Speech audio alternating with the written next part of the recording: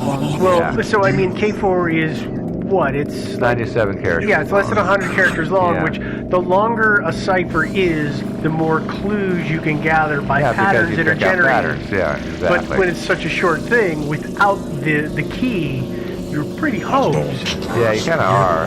It does lend itself a little bit better to what they call brute force attacks. Mm-hmm. You know, where you just basically throw everything at it, and this only really works well if you have a computer to do it with. If you do it by yourself, you'll go insane. But with a computer, you can actually do a brute force attack pretty easily. Which people have now done. Oh yeah, for sure. It gets faster, our brute force attacks get faster Yeah, too. Watson hasn't taken this on yet, or? That's a good question. Why not? I don't know. This does seem like a good job for an AI, doesn't it? Yeah. Because it's the rising of machines. They don't want him to know the answer. Got Good it. point. Yeah, we don't want him to know how to like code stuff. So you can do stuff in secret and then swap it Yeah, with because other AIs. I'm sure Watson doesn't know how to do that already. Yeah, you got to figure that out. Definitely not. He's so dumb. Yeah. Jeez. I sure hope, with all the AIs that we're creating, I sure hope that they've just got some guy standing there 24/7. They have a kill switch. Yeah, no, you don't want a kill switch. You just want a power. You want like an outlet in the wall, and you want the other to just jerk the cord. That's out. what I mean. Yeah. Just like flip the fuse. Yeah. Exactly. Yeah. Supercomputers, ultra intelligent, artificial intelligence, runs the entire world plugged into a 110-volt plug in the wall. Yeah. Some dude could accidentally trip over it and just destroy all of our infrastructure. Wouldn't that be hilarious? Yeah. It sounds like that's what's going to happen. Yeah. So K4 totally unsolved, totally unsolved. It is unsolved. Yeah. Let me go back for a second to the solution of the first three. The first three were cracked in 1999 by a computer scientist named Jim Galagli, who used a computer. He was a California computer scientist. What? I know. And but then the CIA rained all over his parade by announcing that one of their employees had solved the first three pieces in 1998, the year before. His name was Dave Stein.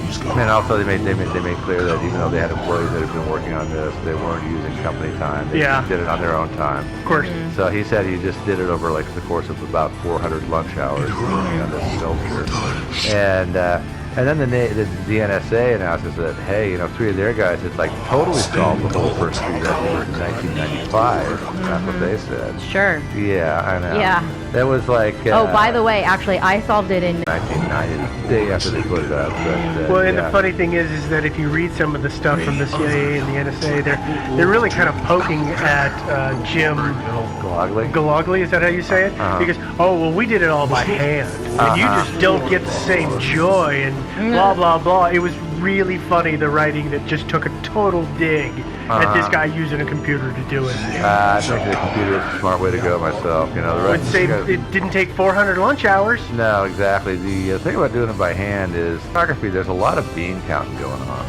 All that stuff that's just rote stuff. Like say if you just do a Caesar cipher, the simplest thing possible, and you just have to add say 3. We ignore the science of this, right? The problem still persists that scientists can't figure out where this water is just dumping out, right? They need to just dump some massive quantities of oil down it, and then just see where the oil slick pops up. Well, but I mean that's the problem, right? Is that they've done that with other things that are less harmful, right? Dyes that are, I guess ostensibly don't harm, or ping pong balls, things that, particularly if you were out in the middle of Lake Superior and you're like, wow, there's a ping pong ball, or like there's a couple ping pong balls, you'd probably mention it to somebody, and they'd be like, yeah, this is that. Even if it were by some, like miracle, underground lava tube that went underground and it didn't even dump out on the shores, right? It dumped out like in the middle of Lake Superior. If you dump a bunch of dye or ping pong balls or anything like that, and it's flowing down this river and it just pops out in the middle of Lake Superior, people are going to report things like that. And the weird thing is, why hasn't this thing plugged up? Right. Yeah, they're stuffing so much crap down it. You think it'd be plugged up? Yeah, you would think that natural things would plug it up a bit. You know what I don't understand why they're not doing is, you could divert that water and let that thing empty out, and then just head on down there with the rope and see what's going on. I mean, that's kind of my thing right now, right? There's a YouTube video that we should link to of somebody who went like part of the way down into this kettle, and kind of videotaped what's going on, and you can see the river hits and it hits on the rock and then it flows down. It just kind of looks like one of those things where I know it's crazy dangerous empirically in my head that it would be a dumb idea for anybody to just like walk down that thing. But I just want to jump down that thing and ride it out like a stupid log ride, like Splash Mountain. Hope you can hold right? your breath, yeah. And just see what is going happens. on down there. It's just so surprising with like all of the technology that we have with like shockproof cameras and things like that we haven't just like boxed a camera up. We can send cameras into the middle of hurricanes.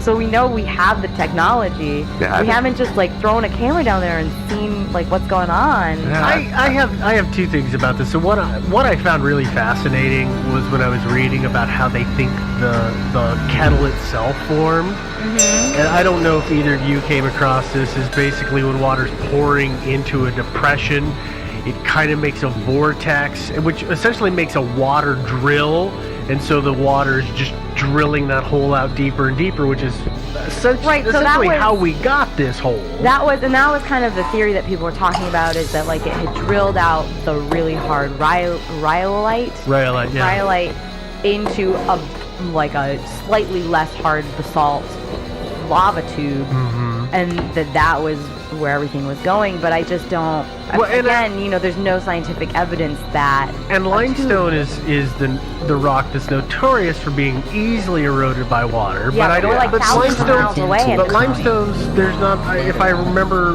reading correctly, there's not a lot of limestone out there. No, so. Yeah. well, not in this area. Yeah. We're like a couple thousand miles away from But the closest.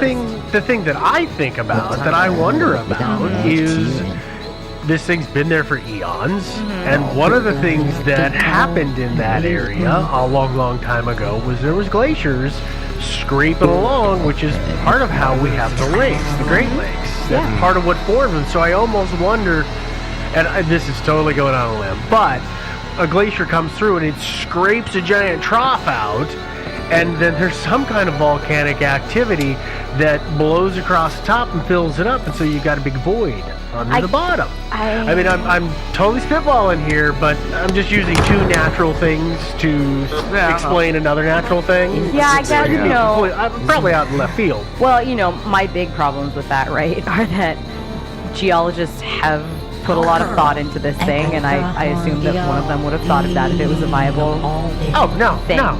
Right? I think that I might be the first one to come up with But it, I also and I might think be right. that, like, if you, I guess it's like frosting a cake to me, right?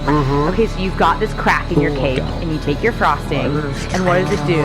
Does it just gloss right over it, or does it fill in that crack and gloss over it? Doesn't fill the entire crack. It fills The top I of the would crack. say like 90% of it. Well, I think we How many cakes have you made? A lot. Let's bake Okay, a cake. I'll go with your judgment then. Let's bake a cake and confirm this. Yeah. I mean, that would just be my, and frosting is definitely more rigid than like, so if you're going to do like a glaze, it definitely fills that in, which you're would be a more accurate comparison. I got it. So I guess that's, I could see it being just going into a cave and coming out somewhere else. 'Cause like I said, I knew people who were cavers who explored one of these things in Guatemala. But if it's not that much of a drop in the lake, then I don't know.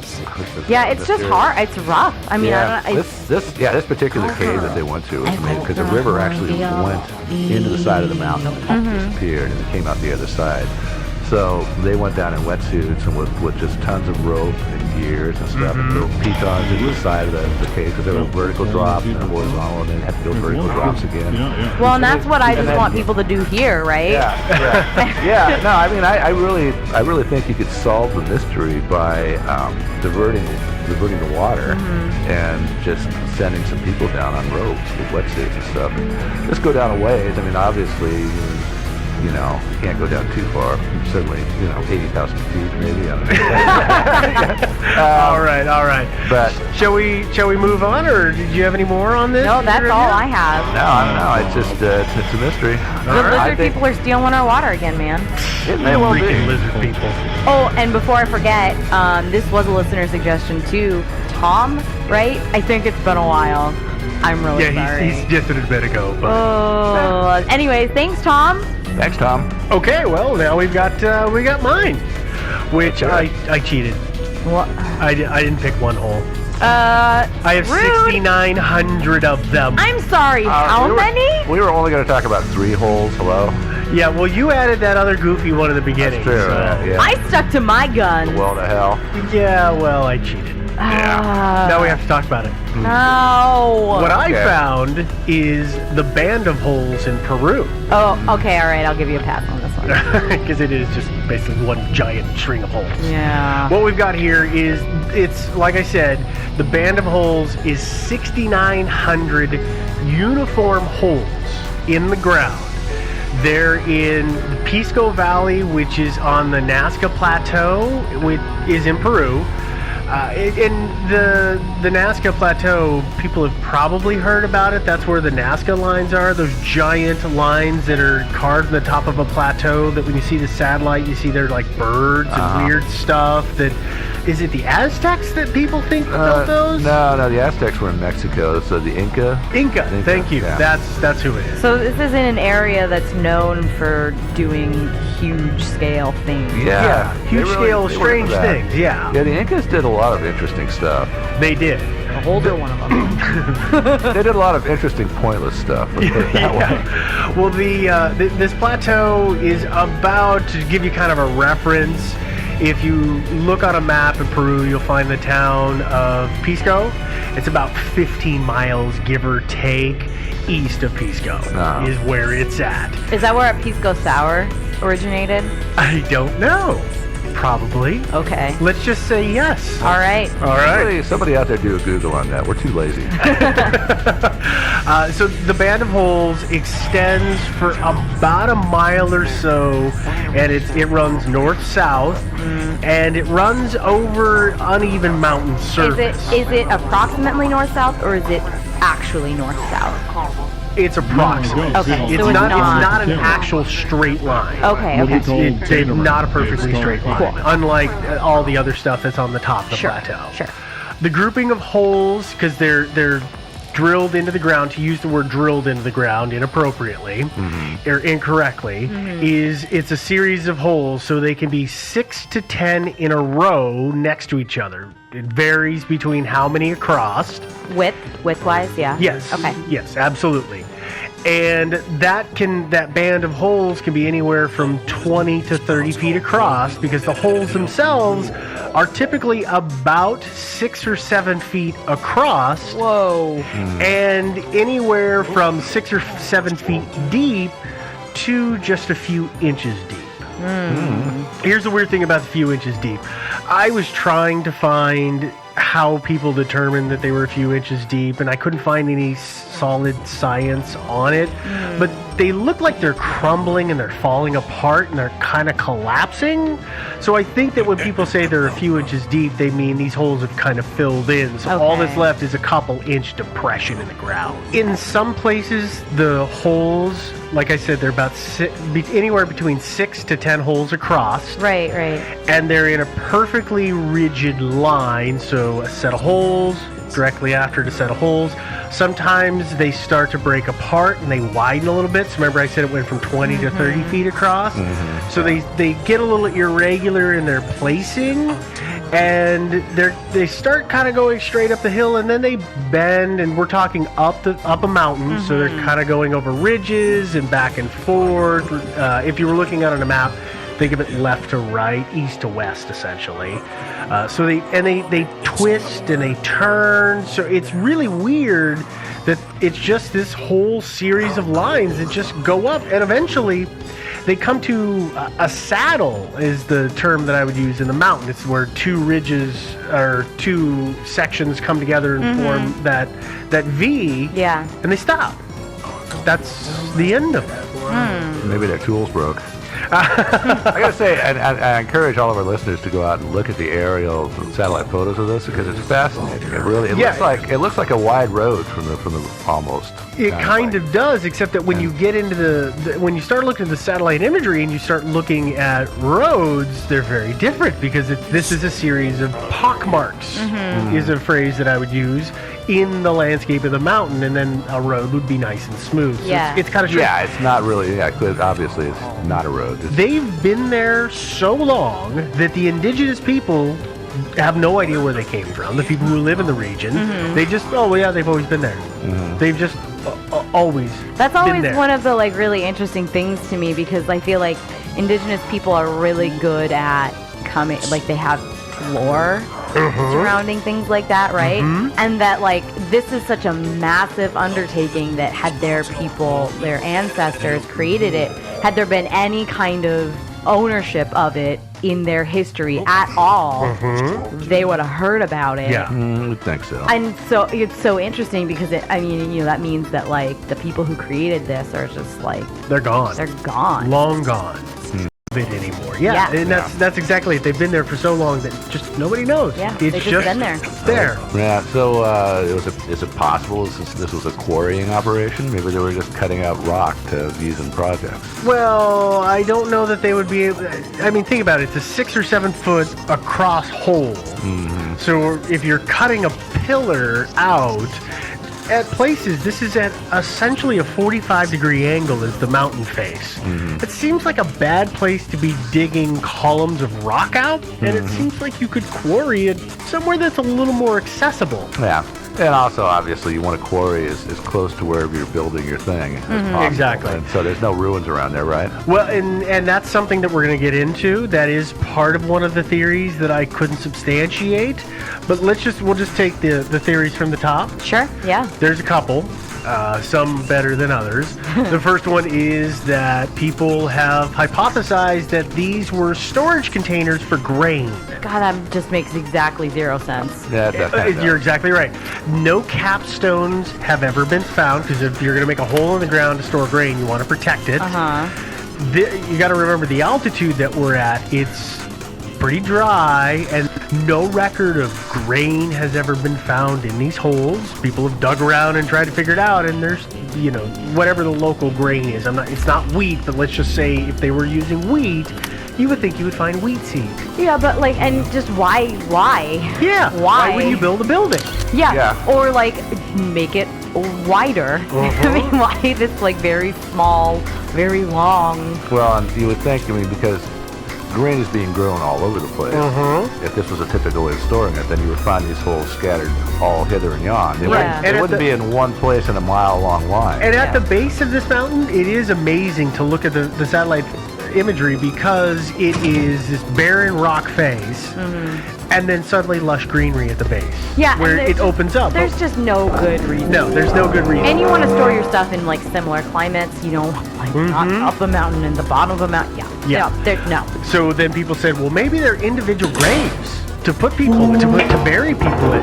Oh. Same thing with the grain. Not a single human remain has been found in any of the holes. And now, so are these? Are they dug in? What's the soil like there? Is it dirt or is it Stone. Oh, so it's solid it's rock. rock. They've carved these out of solid Yeah, rock. they're carving him into a rock face.